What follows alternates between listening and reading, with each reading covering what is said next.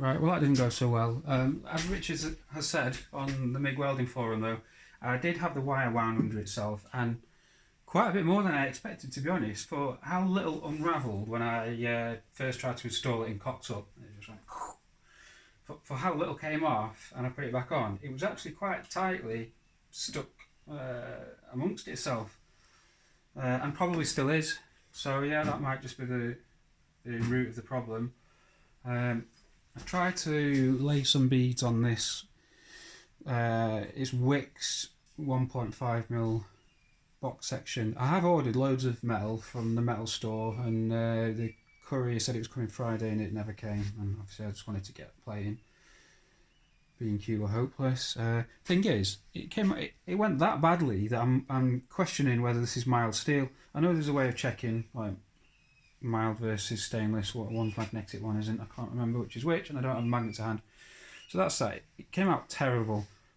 Splatter on top.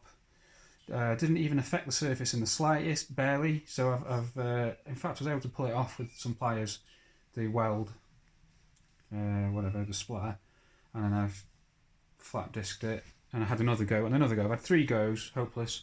So now I'm about to go. This is supposedly 3mm mild steel, and it's pretty nasty looking, so yeah, it's definitely mild steel. Whereas this is kind of bright and shiny, but that might just be because this is cold rolled, which I gather means they clean it up and stuff and then do more processing on it. And that being thicker is hot rolled, which just means it's not really after treatment, I think. Anyway, so it came out terribly, and that could be down to the wire feed still being sporadic, or could be something. It could be down to the material being wrong. Yeah, it was pretty awful. So this time I positioned the camera to record a bit of both, really. I do have a proper vise. It's on the floor. My dad just helped me make this workbench, and it's starting to look like we should have made it bigger, because if I put the vise on there, I haven't got room for anything. But anyway, we've only just finished it, so. But that's why I've got a bit of sacrificial chipboard and just clamped to the table. I tell you what is annoying. I don't know if all MIGs are like this, but the fan. I mean, I'm welding 1.5mm steel, so I don't know how many amps that is, but it can't, because I'm on the synergic setting or whatever. I'm on the dummies mode, so I've not actually dialed in any amps. But for the sort of 10 seconds of attempting to lay a bead, I can't believe the fan needs to run for 10 minutes afterwards. It is, I mean, I've not slept well for the last 2 days, so that's not helping frustration levels, but if there's ever going to be a software update for this, please make the fan overrun intelligent, because I suspect it's just on a 10-minute timer or something. Well, here we go. I'll feed the wire, it'll run for 10 minutes, so that says it all, doesn't it? That'll be it now for 10 minutes. Seriously headache inducing.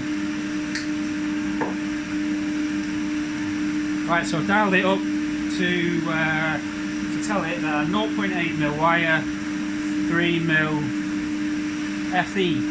It's iron, isn't it? Anyway, mild steel, I guess. So let's see how bad this is.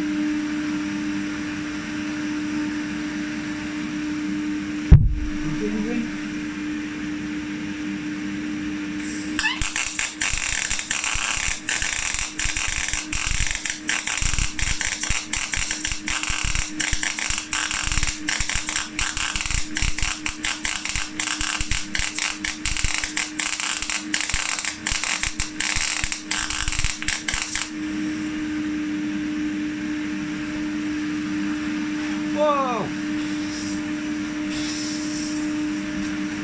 Okay, so much for sacrificial wood. Maybe I won't do that in future.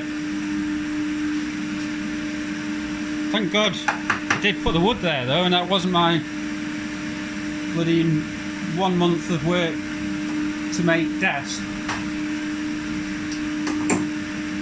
I'll get the vise fitted. That actually came out a hell of a lot better though. I mean, I got some weld rather than just a bit of splatter. Whew, I was lucky.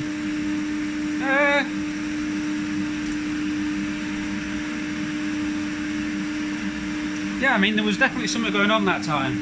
So maybe this stuff is not mild steel. And that is, I mean, obviously, don't know what the hell's going on with it, but I just wanted to see if anything would work. It was still kind of splattery though. Perhaps that's just MIG, is it? I don't know. Right, thanks.